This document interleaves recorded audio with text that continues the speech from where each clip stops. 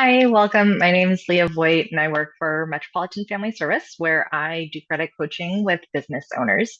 And welcome to our series about business credit. In the video before this, we learned about different credit products that be used for credit building or just for the financial needs of your business. And in this video, we'll talk about business credit reports, where to find them and how to read them. So big thank you to Prosper Portland who made this video possible and to Credit Builders Alliance who created the foundation for this presentation. At Metropolitan Family Service, we tackle complex challenges by actively listening and engaging with diverse perspectives to understand and meet the needs of the community. We embrace innovation to create sustainable solutions that address disparities, promote equity, and demonstrate respect for all individuals. In all that we do, we honor the inherent strength of intergenerational and multicultural communities. You can learn more about what we do at mfspdx.org. As I mentioned, this material was originally created by Credit Builders Alliance, and their mission is to bridge the gap between equity-focused nonprofits and credit bureaus to unlock credit as an asset for all. The content in this training should not be construed as and does not constitute legal advice on any specific matter. This information is also provided without any representation that it's complete. It's not an endorsement of any specific products, lenders, or credit building strategies. You should carefully consider any product before entering into an agreement. Once you have a business credit product, your loan, your credit card, line of credit, and one that if you're doing it with one of the main purposes of credit building, one that's going to be reported to the credit bureaus, then you'll want to start thinking about your business credit report. When we talk about information being reported to the credit bureaus, this is ultimately where it's going to end up. A credit report is a collection of information that has been sent to that credit bureau from the bank, the lender, whoever you're doing business with, who has chosen to report, and is written up in a report. It's compiled into a very large database of which each person who's in there has their own file or information. There's personal credit reports, which is about you as an individual. And then there's business credit and business credit reports, which is about your business as its own entity. So you might already be familiar with your personal credit report. There's some things that are going to be in common with that. There's also some things that are going to look really different on a business credit report. So let's explore. A commercial or business credit report, as I said, is a list of your business's reported payment and transaction information.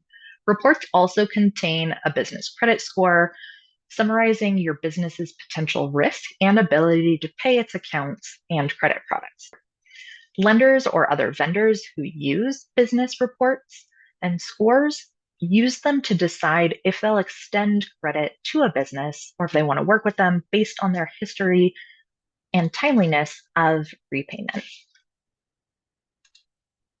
Commercial reports don't contain demographics about you, the individual, or your personal credit accounts. So I use the word commercial there. I'm going to be using the word business, industrial, commercial interchangeably, and I'm going to be using personal and consumer interchangeably as well. So on one side, we've got business reports, commercial credit, and on the other side, we have personal credit, consumer credit.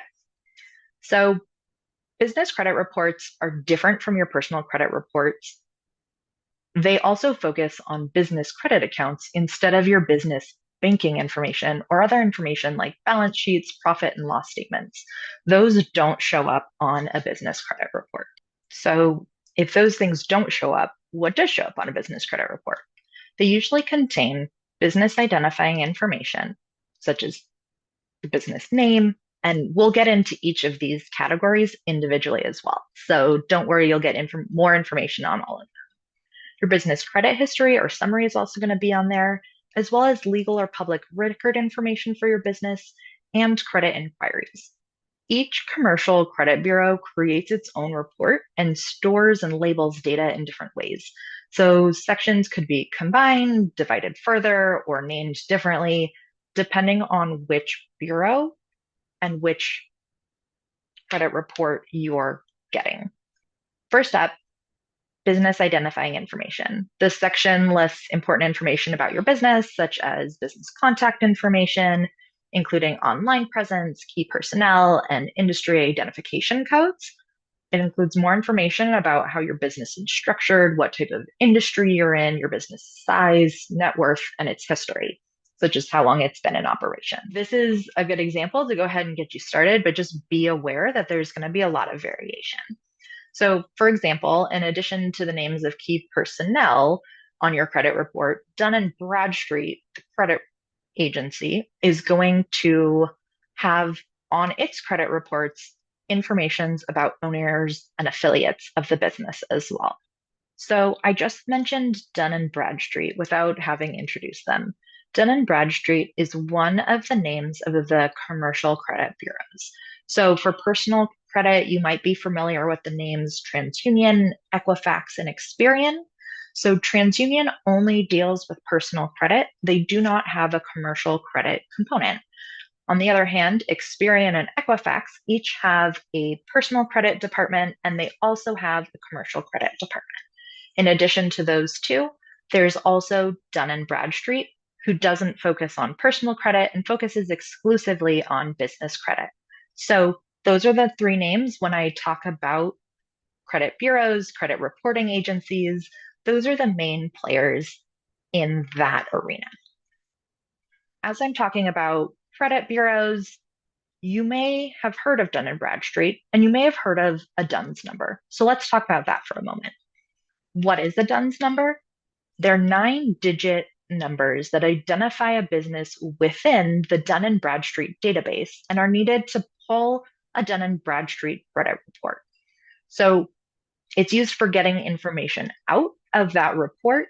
Your business and your credit products can still get reported to Dun & Bradstreet, even if you don't have this number. So this means if you want to order your own credit report, or if you have a creditor that would like to look at your DUNS number, look at your Dun & Bradstreet credit report or credit score, then you will need to sign up for a DUNS number. You can register for one for free on Dun & Bradstreet's website. And since it is the most used credit bureau for business, it can be a good idea to register for a number so that you have it and if you need it later. If you don't need it later, it's not a problem. But then if you do, especially if you're in a place where you're looking at financing or have a tight deadline, you have enough other things on your mind. If it's taken care of now, then you know it's already taken care of. A lot of entrepreneurs have heard that they need a DUNS number.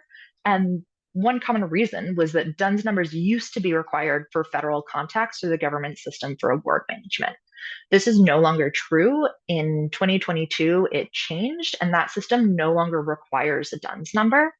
Instead, it switched to the unique entity ID, which is a separate identification number. The government, rather than Dun & Bradstreet, creates, manages, and assigns these unique entity ID numbers. So, looking at your business credit history, this is going to be one of the biggest parts of your credit report. And it's the part that lenders are really going to look at as well in combination with your credit score. So business credit history includes payment and transaction information. This can come from lenders, vendors, or the government. And this section focuses on payment history and the status of open accounts. It also looks at delinquencies, how long it takes to pay overdue invoices, and any additional agreements your business has entered into with the government. It may also contain insurance and broader banking or leasing details. So it's still not going to include specific bank account information, but it might include that more general information. So business credit history displays really differently than personal credit history. One way of thinking about these differences is that commercial data is often summarized or aggregated, which means it's taken and put together into one pot or one grouping. You can think of this like a fitness tracker where they often provide summaries or trends about daily, weekly levels of activity rather than each specific step that you took, what day, what time, what speed that step was going. So on business records, credit reports, you have that information grouped together in summary form, whereas on personal credit reports, you're actually going to see individual accounts listed out and your payment summaries for those. So if you're used to looking at one, jumping to the other might be confusing. So want you to be prepared for that and just know that that's the type of way you're going to see information presented. As an example of this, names can also show a bit differently than what you expect. And these are names of creditors that your business is doing business with. So you will not see accounts under the lender's or vendor's name, but rather you're going to see them reported by industry. So, for example, if you have vendor credit with Office Master, big box store, then instead of showing up as Office Master, it would show up as Office Supply Store on your credit report. So you're going to be looking for industry names, descriptions, rather than the specific name.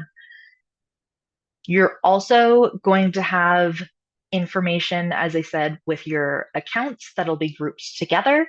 So it's going to take a little bit of decoding.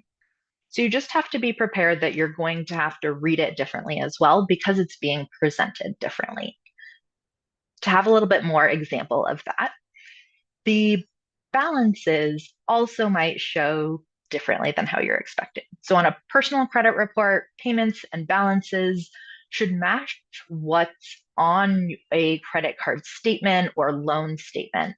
At the time that the information is reported from the bank to the credit bureau, if you have a $232 balance on your personal credit card, that should show up as 232 when it's reported to the credit bureaus for personal credit. However, business credit reports tend to round information as part of that summarizing that we talked about. On a business credit report, it might show up as a range. It might show up as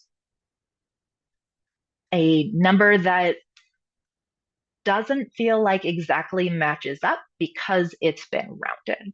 So your invoice that you receive or your business receives from your vendor might show your remaining account balance each month, but your business credit report shows the original amount of credit that you received when you took out that product instead of where you currently are in paying it off. Your invoice might show you any amount that's considered past due on your account, and your business report might focus more on your expected monthly payment and if any of it was past due. Your invoice might show the amount was paid each month, while the business credit report shows the largest payment the business ever made on the account, even if it happened months ago. Be prepared that it might look different than how you expect. It can also be really important to know what the terms are, the words, the definitions that are used, both in your credit agreements and on your credit report. So, for example, late payment. It's important to know, do you have a grace period? Do you have a wiggle room? Do you have consequences if it's a partial payment? If it's a late payment, what is the late fee associated with that? Making sure that you know all that information both before you get into it, ideally, and when you're looking at your credit report, so you know that when they're reporting something as late or partial, what they're referring to, because that's going to depend on the agreement that you signed for that credit product. It's also really important to know that business credit does not have the same rights and protections as personal credit reporting. For example, on a personal credit report, if someone is paid their credit bill, let's say a credit card bill, late, the bank credit card company can charge a late fee as soon as the next day. As when it wasn't paid on the due date, they can apply that late fee. It's technically late the next day. However, on a personal credit report, under the rules that protect personal credit, that statement or that payment will not be reported as late until it is at least 30 days past due. So it's late as of the next day after it was due, but it's not going to be reported to credit bureaus as late until 30 days after. There's that little bit of grace period wiggle room that's part of protections with personal credit. Business credit and business credit reporting does not have that same guideline. So for business reporting and business credit, if your payment is late, if it's not in by the due date, then that next day, if it doesn't show up by that day, the next day it can be reported as late to the credit bureaus and on your credit report. When you're looking in advance of, is it the right time for me to take out business credit? Can my company afford to pay this back in the way that will pay on time and open more opportunities later? Making sure that you know exactly what the expectations are about payment, about when something is considered late, are going to be really important. Other terms you might hear for credit reporting are delinquency and default. So delinquency is when a borrower misses a payment, makes a partial payment, or pays late. Businesses often face penalties and fees when this happens, when that delinquency occurs. Default is after an account is delinquent for a certain amount of time, and that time frame varies by lender. So default may lead to charge-offs, collections, or other legal consequences of the creditor trying to get repaid for that money. Please know that many lenders and business bureaus might instead lump these words together into a category referred to as slow pay. So slow pay could be referring to anything that is as soon as a single day late, or all the way to a payment that is late to the point where the vendor or lender has considered it to be in default. These are important distinctions to know when you're looking at your credit report. Also, because delinquencies can be reported as soon as a payment is missed, it can be really important to reach out to lenders at the first sign of trouble. There is, again, a Vibrant Futures webinar as well that talks about what to do if you're not able to make your business credit payments, and some steps there as well. You should go check it out. The public records is another section on a business credit report. It focuses on legal events and public records related to the business itself. So this includes any uniform commercial code filings, which we'll talk about in a moment, in addition to more traditional public records like bankruptcies, liens, or judgments. It also features accounts that have been sent to collections. The activities that are going to be listed in this section relate to the business rather than you personally. For example, if you filed for personal Chapter 7 bankruptcy, you'd see it reflected on your personal credit report, but it should not show up on your business's credit report unless your business also filed bankruptcy. As I mentioned, we would talk about uniform commercial codes. So you may have heard that you'll need to have collateral to qualify for certain products, especially loans, especially larger dollar amount loans. So requiring collateral, like a car, something else, ensures that if you or your business don't pay back the loan as agreed, the lender can then pursue that piece of collateral to try and take that, sell it off, and recoup some of the money that was not paid back as agreed. So, how do they get the collateral? They file a UCC, or a Universal Commercial Code. It's typically with the Secretary of State's office. It's also called a lien. That might be a term you're more familiar with.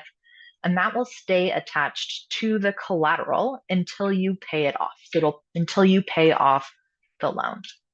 The lien tells anyone who may be offering you credit that that specific asset, like your car, is already pledged as collateral to another debt.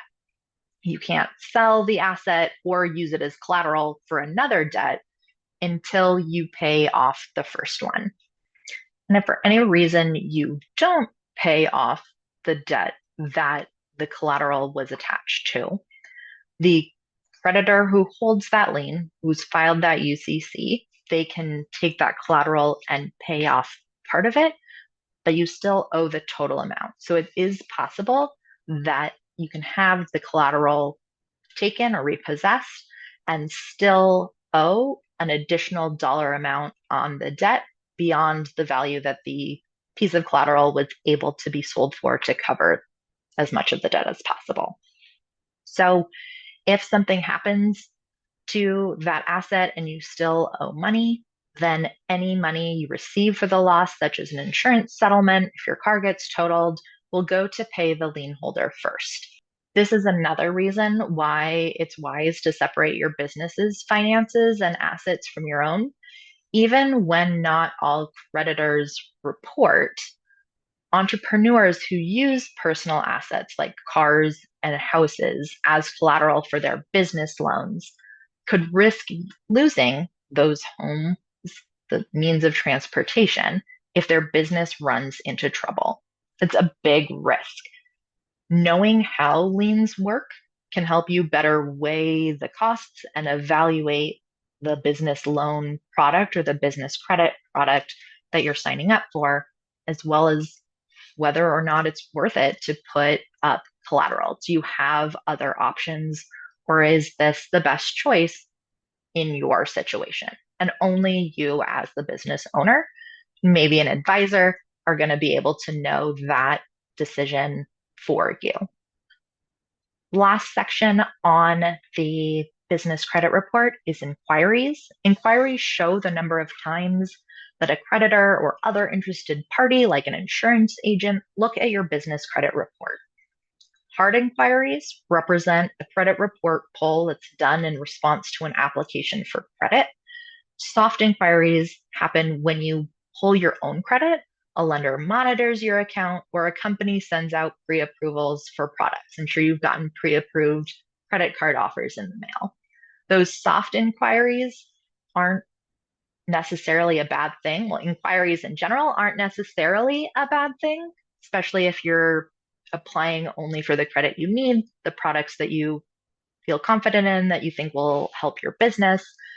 It's that too many inquiries can indicate that your business might be desperate for credit or applying for too much credit, therefore making it less likely they'll be able to pay back their credit. And that's when lenders start to get worried. Another question that comes up a lot is, how long does information stay showing on your credit report? And the answer is that it depends on the credit bureau. As we said, there's not standardization across the industry about how information is reported on a business credit report. And so each bureau is able to set their own timeline for when data falls off or is no longer reported due to its age. Credit accounts tend to show 2 to 3 years worth of history, and then it falls off and is replaced by more recent payments. Other parts of the report and information there, such as public records, that show for close to 7 years, although it often depends on the type of public record and the specific bureau. The best place to find this information and to find the most up-to-date information is to look on the website of the credit bureau itself that you're interested in. So if you're pulling a report from Dun & Bradstreet or from Experian, then you'd want to look at Dun & Bradstreet's website and the information they have listed at that time about how long information stays on the credit report or on Experian's website, respectively. You're thinking to yourself, great, all this information, I know what I'm looking for when reading a credit report, but we skipped over the most important part. How do I get this credit report in the first place? Again, this is where personal credit and business credit differ. So, with personal credit, right, you can access a certain number of copies of your personal credit report. Um, that's written into federal law as well. That does not apply to business credit reports. So there's no guaranteed right to see a free copy of your business credit report. And there's no centralized website where you can access credit reports for your business across the multiple business credit bureaus. So what this means is that if you want to see your business report from one of the credit bureaus, is that you go to that credit bureau directly and order a report from them. How often you're going to want to pull this is really going to depend on what your business's goals are, where it is in the credit building process, and where it is in terms of applying for credit as a business and how soon that's coming up. One way that business credit bureaus sell your business report to you or to any other interested party is having a price per copy. So that would mean that you would pay the specific amount that they're charging currently for one copy of your business credit report that's pulled at that time.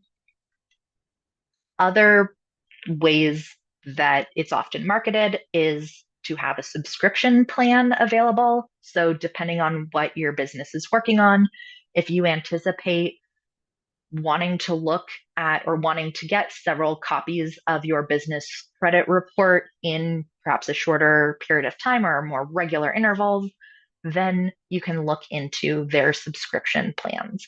The specifics of those plans, both for individual credit reports and for subscriptions, really vary. They're subject to change. They're set by the bureaus themselves. So I'm not going to go into those details. Likely that even if I were, it'd already be out of date by the time this gets posted. So if you are curious about that, again, reaching out to the individual credit bureau where you're interested in getting your credit report from for your business, they're going to have the most up to date information on the prices that they are going for and they're offering at that time. So you might say, which is best? If they offer one time or they offer a subscription, which should I choose? And again, that's going to be really up to you and your business to know exactly what you need and what will best serve you at that time. So once you confirm that you have accounts showing or know you'll be adding additional business accounts, it's possible that enrolling in a subscription might make more sense if you're interested in regularly monitoring your business credit report. It's also possible that pulling a single report to see what's on it right now before you make decisions, if you know that there have been information that have been recorded, or if you want to make sure, again, there is a price tag associated with that. Only you are going to know what is the best choice for you and your business. So, no matter what you decide, consider checking your report if your business plans to apply for credit soon. That can be especially valuable for you knowing what's on the report, what your credit score is, and making sure that the information is accurate. If you're about to be putting all of this work in to get a business loan, then wanting to make sure that in addition to the documents you supply being accurate, that the information on your business credit report is accurate as well, because that's going to be evaluated during that application process also. So those are some options. And we have a next video that is completely dedicated to understanding business scores and the factors that go into them, the things that make them change. And so you can hop on over to that video if you have more questions about business credit scores specifically. As a reminder that the best practices for establishing, building, and maintaining strong business credit are to connect business credit to your goals and think about how it can help you achieve them. Once you decide that that's the route you want to go down, take the necessary first steps, including separating your personal and your business finances, formalizing your business so that you're ready to apply for credit when you need it or when you want to start building it. And as part of that, looking at that question of when is the right time? When is my business ready to focus on building credit? And once there, which credit product makes sense to start with? What meets your business's needs? What's within the budget? What will best serve the business, both short term and long term? If you decide to take out a credit product as you're paying it back, keep payments on time or even early if possible, pay in full when possible, and keep an eye on how much money you currently have owed that you have borrowed, especially compared to the amount that you have available to borrow. So, for example, lines of credit and credit cards both have credit limits. So, looking at how much do I have currently borrowed from or charged to that account compared to my total credit limit, trying to keep that low when possible. And also for loans, a little bit different, but looking at how much of the total money that I took out, where am I in that repayment process? Have I just started and still owe most of the balance of the loan? Or am I halfway through, nearing finishing it up, where I really owe a lot less than when I started that process? Once these are happening and you have them, if you chose to go with a credit product that it's being reported to a business credit bureau, always a good idea to keep an eye on your business credit report. It doesn't have to be all the time, but enough so that you know what's going on, make sure the information is being reported correctly, and that there's not any fraud or any activity on there that shouldn't be on there. So this can keep an eye on what's going on and help you keep in control of the information that's out in the world about your business and about your business's credit. As part of reviewing that information, right, we said checking for accuracy and looking at, are there places where it's really strong, it's really supporting my business building goals, my credit? Are there places that maybe there were some steps that weren't as in line with my credit goals, and what can I take to make those stronger in the future so that it continues to help me? So throughout it all, remember that building business credit takes time. So be patient and also celebrate your steps along the way. So now we're going to jump into some knowledge checks. Between the reading of the question and me giving the answer, I highly encourage you to pause, take a minute, think about what your answer is, see if you can come up with it on your own, and then go ahead and hit play on the video once you're ready to hear the answer revealed. Identifying trade lines on your business report can be confusing because A, business reports don't show creditors' names, but instead show the type of business. B, payment amounts and the amounts due might be rounded up or down, sometimes by quite a bit. C, your balance due might show as your monthly payment amount. D, all of the above. The answer is D, all of the above. Business reports can be confusing.